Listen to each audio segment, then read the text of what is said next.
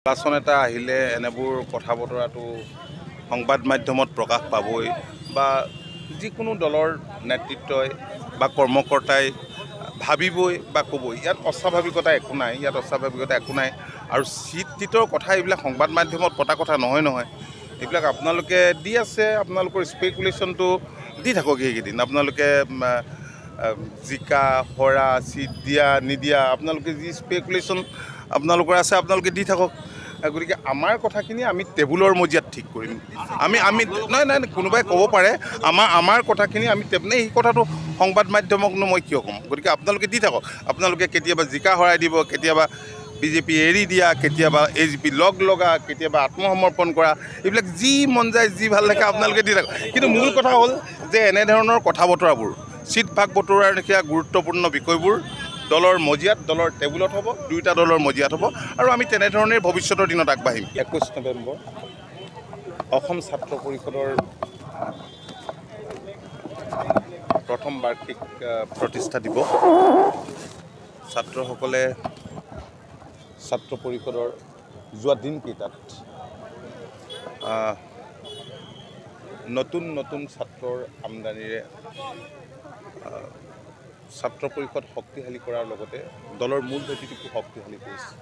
নতুন ধ্যান ধাৰণা চিন্তা চৰ্চাৰে যোৱা দিনবিলাকত তেওঁলোকে দলটোক আগুৱাই নিবলৈ সৰ্বতো প্ৰকাৰ প্ৰচেষ্টা অব্যাহত ৰাখিছে। তেওঁলোকে আজি বাইক ৰেলী উলিয়াইছে, বিভিন্ন কাৰ্যসূচীৰে দিনজোৰা কাৰ্যসূচীৰে আজি প্ৰতিষ্ঠা দিৱস উদযাপন কৰিবলৈ লৈছে। আমি তেওঁলোকক শুভেচ্ছা জনাবলৈ, উৎসাহ জনাবলৈ ইয়াত থিয় দিছোঁ। আপোনাৰ অৱসৰ সভাপতি হিচাপে দলটোলৈ কি পৰামৰ্শ থাকিব? অনাগত এই বছৰটোত কি কাম, কেনেধৰণৰ কাৰ্যপন্থা? চাওক, এই বছৰটো আমাৰ কাৰণে অতি গুৰুত্বপূৰ্ণ বছৰ, কাৰণ নিৰ্বাচনলৈ মাত্ৰ কেইটামান মাহ আছে।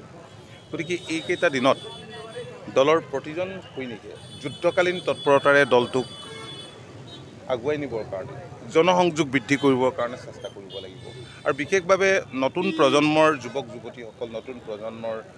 যুৱতীসকল তথ্য প্ৰযুক্তিৰ ক্ষেত্ৰত যথেষ্ট আগবঢ়া। গতিকে মই বিশেষভাৱে তেওঁলোকক আহ্বান জনাইছোঁ যাতে তথ্য প্ৰযুক্তিৰ সহায়েৰে মাধ্যমেৰে দলটোক আগুৱাই লৈ যোৱাৰ কাৰণে তেওঁলোকেই যাতে বিশেষভাৱে ভূমিকা গ্ৰহণ কৰে। আৰু আপোনালোকে সকলোৱে গম পাইছে যে যোৱা দিনবিলাকত যিবিলাক ভুল ভ্ৰান্তি হোৱা বুলি ৰাইজে অনুভৱ কৰিছে,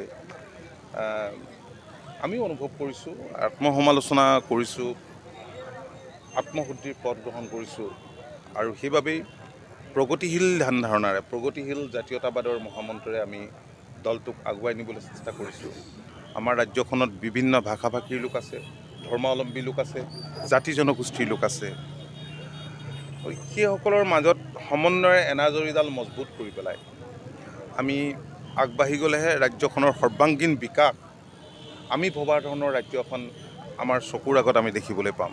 আৰু সেইকাৰণেই আমি এই কথা অতি স্পষ্ট কৰি দিছোঁ যে আমি সংকীৰ্ণ জাতীয়তাবাদৰ আমি সমৰ্থক নহয়। আমি আঞ্চলিকতাবাদত বিশ্বাস কৰোঁ, জাতীয়তাবাদত বিশ্বাস কৰোঁ, কিন্তু নেশ্যনেল আউটলুকো আমাৰ আছে। আৰু সেইকাৰণেই যোৱা সময়ছোৱাত আমাৰ যিবোৰ সংসদৰ মজিয়ালৈ গৈছিল, তাৰ মাজৰ পৰা কেতিয়াবা মন্ত্ৰীসভাত মন্ত্ৰিত্বও গ্ৰহণ কৰিছে।